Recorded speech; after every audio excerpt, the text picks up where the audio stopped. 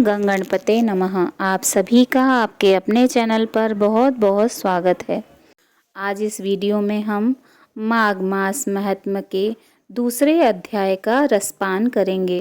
पहले अध्याय में हमने जाना कि राजा दिलीप जो कि वन में गए हुए थे, जहां उनकी भेंट एक तपस्वी से हुई।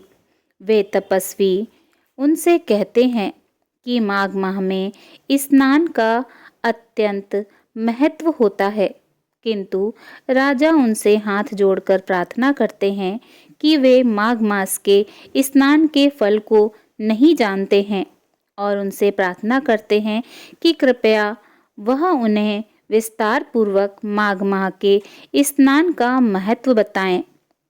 अब इसके आगे का प्रसंग हम दूसरे अध्याय में सुनेंगे।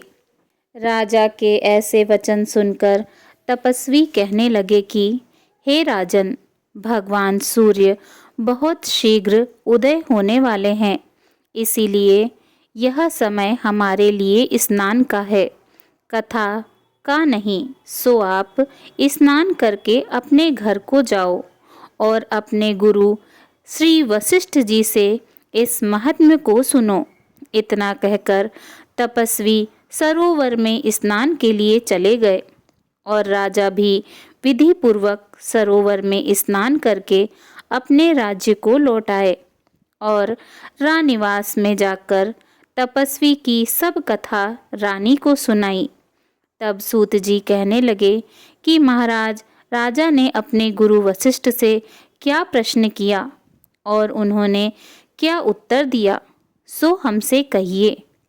व्यास जी कहने लगे, हे सूत जी, राजा दिलीप ने रात्रि को सुख से सोकर प्रातः समय ही अपने गुरु वशिष्ठ जी के पास जाकर उनके चरणों को छूकर प्रणाम करके तपस्वी के बताए हुए प्रश्नों को अति नम्रता से पूछा कि गुरुजी, आपने आचार, दंड, नीति, राज्य, धर्म तथा चारों वर्णों के चारों आश्रमों की क्रियाओं, दान और उनके विधान, यज्ञ और उनकी विधियां, व्रत, उनकी प्रतिष्ठा तथा भगवान विष्णु जी की आराधना अनेक प्रकार से तथा विस्तार पूर्वक मुझको बतलाई।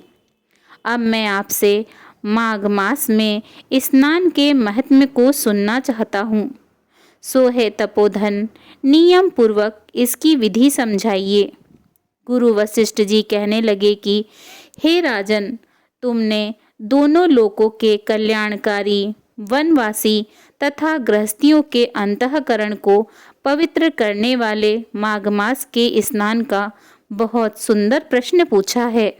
मकर राशि में सूर्य के आने पर माघ में स्नान का फल गौ, भूमि, तिल, वस्त्र, स्वर्ण, अन्न, घोड़ा आदि दानों तथा चंद्रायण और ब्रह्मा के कुर्च व्रत आदि से भी अधिक होता है।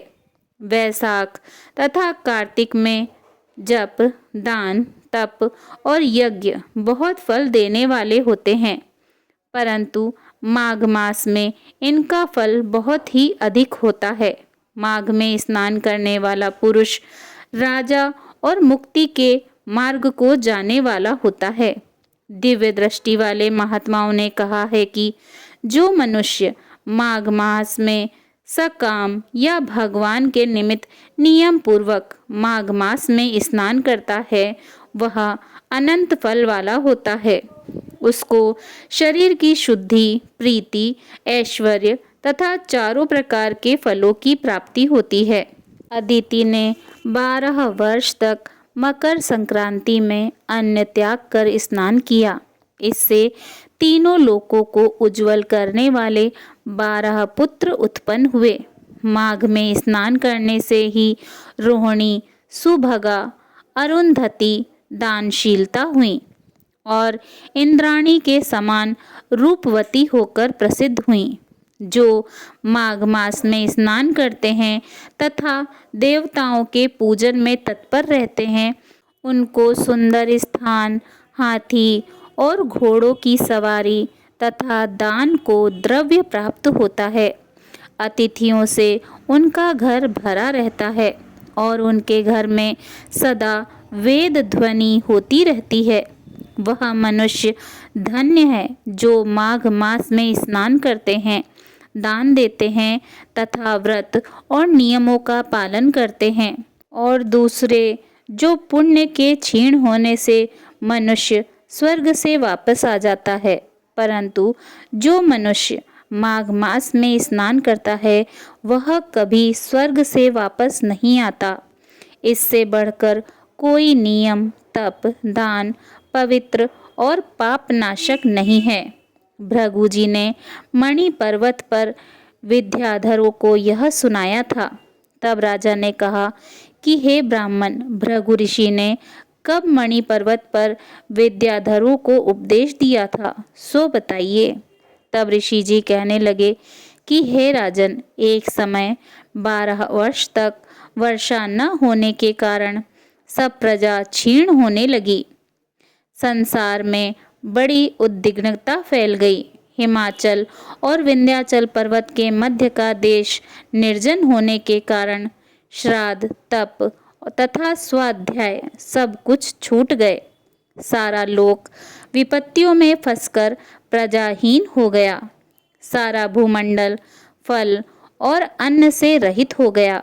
तब विंध्याचल से नीचे बहती हुई नदी के सुंदर वृक्षों से आच्छादित अपने आश्रम से निकलकर श्री भृगु ऋषि अपने शिष्यों सहित हिमालय पर्वत पर गए। इस पर्वत की चोटी नीली और नीचे का हिस्सा सुनहरा होने के कारण सारा पर्वत पीतांबरधारी भगवान श्री के सदृश्य लगता था। पर्वत के बीच का भाग नीला और बीच बीच में कहीं कहीं सफ़ेद स्फटिक होने से तारों से युक्त आकाश जैसी शोभा पा रहा था। रात्रि के समय वह पर्वत दीपकों की तरह चमकती हुई दिव्य औषधियों से पूरित किसी महल की शोभा को प्राप्त होता था। वह पर्वत शिखाओं पर बांसुरी बजाती और सुंदर गीत गाती हुई किन्नरियों तथा केले के पत्तों की पताकाओं से अत्यंत शोभा को प्राप्त हो रहा था। यह पर्वत नीलम, पन्ना, पुखराज तथा इसकी चोटी से निकलती हुई रंग बिरंगी किरणों से इंद्रधनुष के समान प्रतीत होता था। स्वर्ण आदि सब धातुओं से तथा चमकते हुए रत्नों से चारों ओर फैली हुई अग्नि ज्वाला के समान शोभायमान था। इसकी कंदराओं में काम पीड़ित विद्याधारी अपने पतियों के साथ आकर रमण करती हैं और गुफाओं में ऐसे ऋषि मुनि जिन्होंने संसार के सब कलेशों को जीत लिया है, रात दिन ब्रह्म का ध्यान करते हैं और कई एक हाथ में रुद्राक्ष की माला लिए हुए शिव जी की आराधना में लगे हुए हैं। पर्वत के नीचे भागों में जंगली हाथी अपने बच्चों के साथ खेल रहे हैं तथा कस्तूरी वाले रंग बिरंगे मृगों के झुंड इधर उधर भाग रहे हैं। यह पर्वत सदा राजहंस तथा मोरों से भरा रहता है। इसी कारण इसको हेमकुंड कहते हैं। यहाँ पर सदैव ही देवता, गुहाक और अप्सराएं निवास करते हैं। इसी के साथ प्रथम अध्याय समाप्त होता है। बोलिए भगवान श्री हरि विष्णु जी की जय।